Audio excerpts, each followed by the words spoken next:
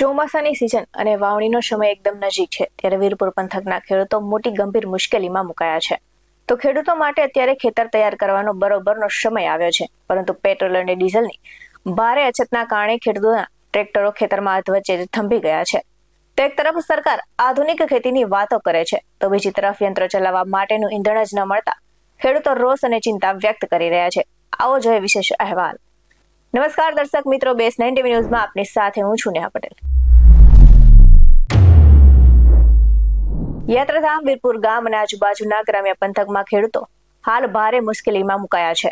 તો આગામી થોડા જ દિવસોમાં વાવણીનો સમય શરૂ થવા જઈ રહ્યો છે અને ખેડૂતોને વાવણી પહેલા પોતાના ખેતરોમાં પાળા બાંધવા, રાપ મારવી, રોટાવેટર ફેરવવું અને ખાતર નાખવા જેવી અગત્યની કામગીરી કરવાની હોય છે, પરંતુ આ કામગીરી માટે વપરાતા ટ્રેક્ટરો ડીઝલ ન હોવાના કારણે ખેતરોમાં જ ધૂળ ખાઈ રહ્યા છે। તો ખેડૂતોનું કહેવું છે કે જો સમયસર ખેતર તૈયાર નહીં થાય તો વાવણીનો સમય એકદમ નજીક આવી જશે અને વાવણીના સમયે જો ખેતરો વાવણી માટે તૈયાર નહીં હોય તો વાવણી નિષ્ફળ જશે અને તેની સીધી અસર પાકના ઉત્પાદન પર પડશે। તો ખેડૂતોએ ડીઝલ લેવા જાય છે ત્યારે પંપ સંચાલકો વાહન લઈને આવવાનું કહે છે, પણ વાહનમાં ડીઝલ ન હોય તો પંપ સુધી વાહન કેવી રીતે પહોંચાડવું તે એક મસ્ત મોટો સવાલ ઊભો થયો છે।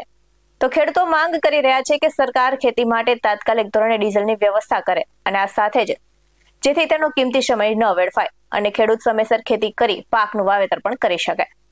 ત્યારે ખેડૂતોએ શું કહ્યું તે પણ સાંભળીએ। આ વીરપુર ગામનો ખેડૂત બોલું છું અને અમે ખેડૂતો અહીંયા ભેગા થયા છીએ જે આ પેટ્રોલ ડીઝલનું અટાણે અછત ઊભી થઈ છે, પણ અમારે આ આધુનિક સાધનોથી અમે ખેતી કરીએ છીએ તો એમાં પેટ્રોલ ડીઝલની જરૂર પડે અને પેટ્રોલ ડીઝલ અમને મળતા નથી। પેટ્રોલ પંપે જાય તો અમને પેટ્રોલ કે ડીઝલ બેમાંથી એકેય વસ્તુ ન મળે તો અમારે ત્યાં જવું કેમ અને પેટ્રોલ ડીઝલ લાવવા કેમ અને લાવીને અમારે ખેતી કેમ કરવી?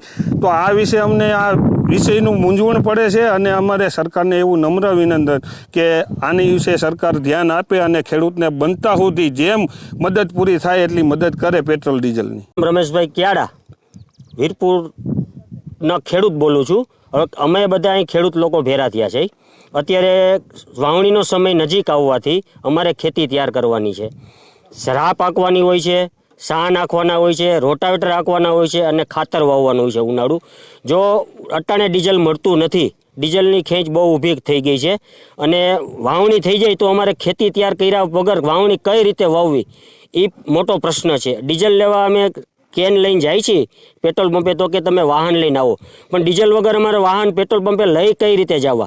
તો એ બાબતે ખેડૂત પ્રત્યે સરકાર થોડુંક નરમ વલણ અપનાવે, સારી નજર રાખી અને ડીઝલ પ્રત્યે થોડુંક કરાવે તો સારું કહેવાય। આવા જ વધુ અહેવાલ સાથે ફરી મળતા રહીશું। તમે અમારી યુટ્યુબ ચેનલને સબસ્ક્રાઇબ કરવાનું, અમને ફેસબુક અને ઇન્સ્ટાગ્રામ પર ફોલો કરવાનું ભૂલશો નહીં। બાકી નવી અપડેટ્સ મેળવવા માટે આપ જોતા રહો બેસ 9 ટીવી ન્યૂઝ। નમસ્કાર।